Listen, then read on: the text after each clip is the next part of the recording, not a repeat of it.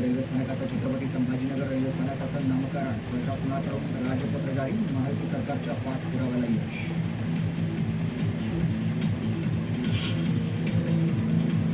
नांदेड जिल्ह्याच्या अर्धापूरमध्ये 70 ते 75 गावकऱ्यांना विषबाधा, विहिरीतील पाणी प्यायल्यानं विषबाधा झाल्याचा अंदाज. आरोग्य विभागाचं पथक करणार सर्वेक्षण. 8 दिवस लासलगाव मनमाडसह जिल्ह्यातील बाजारपेठा बंद. दिवाळीमुळे व्यापाऱ्यांचा लिलावात सहभागी न होण्याचा निर्णय. शेतकऱ्यांची मोठी गैरसोय.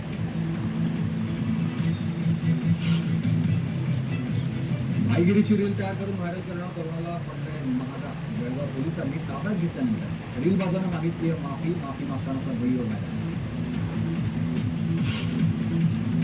अक्कलकोट स्वामी समर्थांचं मंदिर 20 तास खुलं राहणार, तर गाणगापूर श्री दत्तात्रय मंदिर 18 तास खुलं ठेवण्याचा निर्णय. दिवाळी निमित्त सुट्ट्यांमुळे मंदिर प्रशासनाचा निर्णय.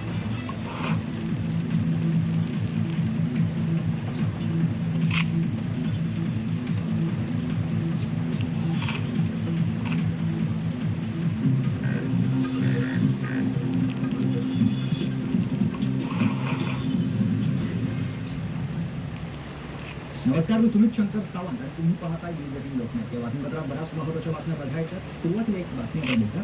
दरवर्षीप्रमाणे यंदाही केंद्रीय मंत्री नितीन गडकरी यांनी नातवंड त्यांच्यासोबत जाऊन फटाक्यांची खरेदी केली आहे. नितीन गडकरी आपल्या नातवंडांना दुकानात घेऊन गेले आणि त्यांच्या पसंतीचे फटाके त्यांनी घेऊन दिले. आजोबांनी फटाके घेऊन दिल्याचा आनंद नातवंडांच्या चेहऱ्यावर दिसतो. नागपूरच्या गांधीबाग या परिसरात गडकरींना फटाके त्यांनी खरेदी केले आणि याचा एक व्हिडिओ देखील आता समोर आला. नातवंड देखील या सगळ्यानंतर खुश होते आजोबांवर.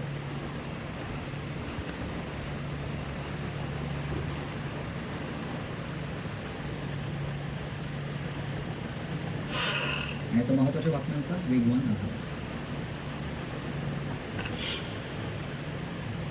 आपल्यापाशी काय नाही असं म्हणू नका, नाही तर लोक तुमच्याजवळ येणार नाही. पूर्ण ताकदीनिशी उभं राहा. तुमच्यासाठी बँका खाली करून टाकू. आपल्याजवळ दादा आहे, असं वक्तव्य सहकार मंत्री बाबासाहेब पाटलांनी केलं. नांदेडमध्ये झालेल्या आढावा बैठकीत त्यांनी कार्यकर्त्यांसमोर हे वक्तव्य केलं.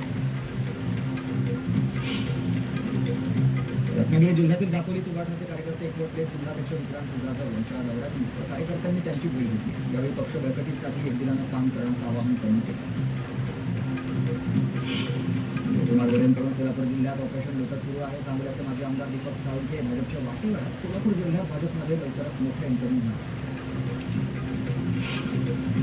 महाराष्ट्रात अनेक ठिकाणी महायुतीमध्ये घटक पक्ष स्वबळावरच निवडणूक लढणार असं वक्तव्य शिवसेना शिंदे गटाचे आमदार किशोर पाटलांनी केलं. महाराष्ट्रात खूप कमी ठिकाणी महायुती होताना दिसेल, बहुतांश ठिकाणी आपल्याला स्वबळाच दिसेल असं किशोर पाटील म्हणाले. जिल्हा परिषद निवडणुकांआधी नगरपालिका निवडणूक होण्याचे संकेत मंत्री गुलाबराव पाटलांनी दिले. जिल्हा परिषद सोडतीमध्ये गुलाबराव पाटील यांचे चिरंजीव प्रताप पाटील यांचा अधिपद हा राखीव झाला, तर त्यांच्या जागी त्यांच्या पत्नी ममता प्रताप पाटील या निवडणूक लढण्याची चर्चा. यावर प्रतिक्रिया देताना मंत्री गुलाबराव पाटील यांनी जिल्हा परिषद निवडणुकांचा अध्याय कुठलाही विचार अद्याप झालेला नाहीये. आम्ही महानगरपालिका लढू आणि नंतर जिल्हा परिषद निवडणुकांचा विचार करू, अशी प्रतिक्रिया दिली. साताऱ्याच्या कराड तालुक्यातल्या अनेक गावात मतदार यादीमध्ये बदलण्यासाठी भाजपा पदाधिकाऱ्यांनी मतदार यादीमध्ये दुबार नावा पुरावेच त्या संदर्भात तहसीलदार कल्पना ढोळ यांना दिलेली आहे. तसंच आगामी जिल्हा परिषद, पंचायत समिती आणि नगरपालिका निवडणुकीपूर्वी दुबार नावांवर कारवाईची मागणी केली आहे. राज्य सरकार जोपर्यंत शेतकऱ्यांची कर्जमाफी करत नाही तोपर्यंत पायामध्ये चप्पल घेणार नाही, असा शरद पवार गटाच्या जिल्हाध्यक्ष कार्यकर्त्यांनी टोन केला. मागील महिना अर्धापासून पवार गटाचे कार्यकर्ते आंदोलन करतात. गुणावामध्ये प्रसिद्ध झालेल्या मतदारांच्या भारत यादीमध्ये मोठा घोळ झाला. याच्याच विरोधात शरद पवार गटाच्या कार्यकर्त्यांनी आंदोलन करत मतदार यादीची प्रतिकात्मक होईल. नांदेडच्या अर्धापूर तालुक्यामधील चेनापूर तांडा इथं 75 जणांना विषबाधा झाली. विहिरीच्या पाण्यामुळेच विषबाधा झाल्याचा अंदाज वर्तवण्यात आला आणि पाण्याचे नमुने घेऊन तपासणीसाठी प्रयोगशाळेत पाठवण्यात आलेले आहे. दिवाळीच्या सुट्ट्यांनिमित्त होणारी गर्दी लक्षात घेता अक्कलकोटमधील स्वामी समर्थांचं मंदिर 20 तास खुलं राहणार, तर गंगापूर या ठिकाणी दत्तात्रय मंदिर 18 तास खुलं ठेवण्याचा निर्णय. सोलापूरमध्ये शेतकरी तानाजी पवार यांचं निधन झालं. त्यांच्या निधनानंतर त्यांचा पाळीव कुत्रा 9 दिवस स्मशानभूमीत थांबल्याचं पाहायला मिळालं. मोहोळ तालुक्यातील वडवळ गावात एका पाळीव कुत्र्यानं दाखवलेली ही निष्ठा सर्वांच्या मनाला भिडणारी ठरली. नंदुरबार कृषी उत्पन्न बाजार समितीमध्ये लाल ओल्या मिरचीची आवक वाढली आहे, मात्र योग्य भाव मिळत नसल्यानं शेतकरी हवालदिल झाला आहे. पावसानंतर रोगाचा प्रादुर्भाव झाल्यानं मिरचीचं उत्पन्न घटलेलं आहे.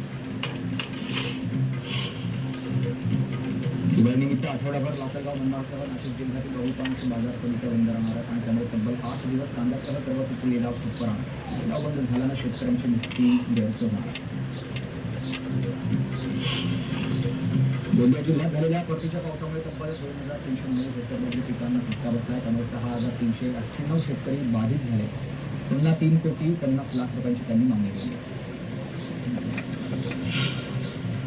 कोकणात परतीच्या पावसानं पुन्हा एकदा शेती संकटात सापडली. परतीच्या पावसानं कोकणातील शेतकऱ्यांचं कंबरडं मोडलं. त्यामुळे कोकणातील शेतकऱ्यांसाठी कोणी पाऊल का उचलत नाही असा सवाल शेतकऱ्यांनी विचारला. पुण्यामध्ये राज्यस्तरीय रब्बी हंगाम नियोजन आढावा बैठक कृषी मंत्री दत्तात्रय भरणे यांच्या उपस्थितीत पार पडली आणि रब्बीचं वाढतं क्षेत्र लक्षात घेऊन आतापासूनच बियाणं, खतं आणि निविष्ठा यांचं नियोजन करण्यात येणार आहे. भंडारा शहरात भटक्या कुत्र्यांची संख्या दिवसेंदिवस वाढते आहे. त्यातच एका पिसाळलेल्या कुत्र्याने तब्बल 20 जणांना चावा घेतला आणि त्यात 9 बालकांचा समावेश आहे. या घटनेमुळे परिसरात दहशतीचं वातावरण आहे. दीपावलीचा एक दिवा छत्रपती शिवाजी महाराजांच्या चरणी या संकल्पनेतून किल्ले रायगडावर दिवाळी साजरी करण्यात आली आणि गडपूजनाचा कार्यक्रम करत मशाली पेटवून महाराजांना मानवंदना देण्यात आली.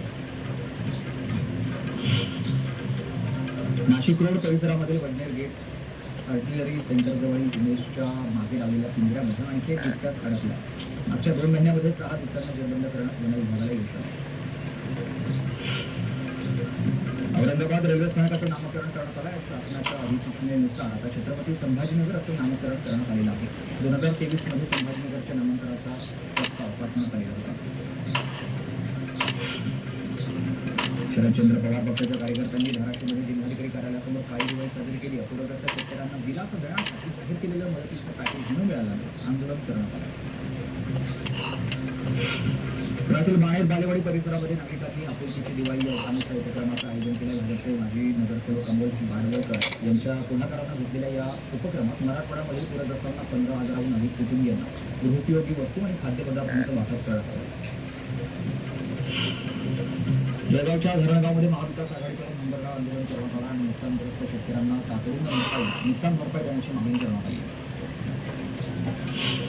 भिवंडी पूर्व विधानसभा क्षेत्रामध्ये 1,71,00,000 रुपयांच्या निधीमधून विकास कामांचं उद्घाटन आमदार रईस शेख यांच्या हस्ते करण्यात आले आणि यावेळी मोठ्या संख्येनं नागरिकांची उपस्थिती होती. एकात्मिक बाल विकास सेवा योजनेअंतर्गत 6 वर्ष 3 वर्ष वयोगटामध्ये बालकांकरता घरपोच वाटप होणाऱ्या मल्टीमिक्स सिरियल्स आणि प्रोटीन्स या खाऊच्या पॅकेटमध्ये मेलेला उंदीर आढळून आला. गोंदिया जिल्ह्याच्या देवळी तालुक्यातील अतिदुर्गम भाग असलेल्या धवळखेडी इथला हा प्रकार उघडकीस आला आणि या घटनेनं या परिसरातील नागरिकांमध्ये पालकांमध्ये भीतीचं वातावरण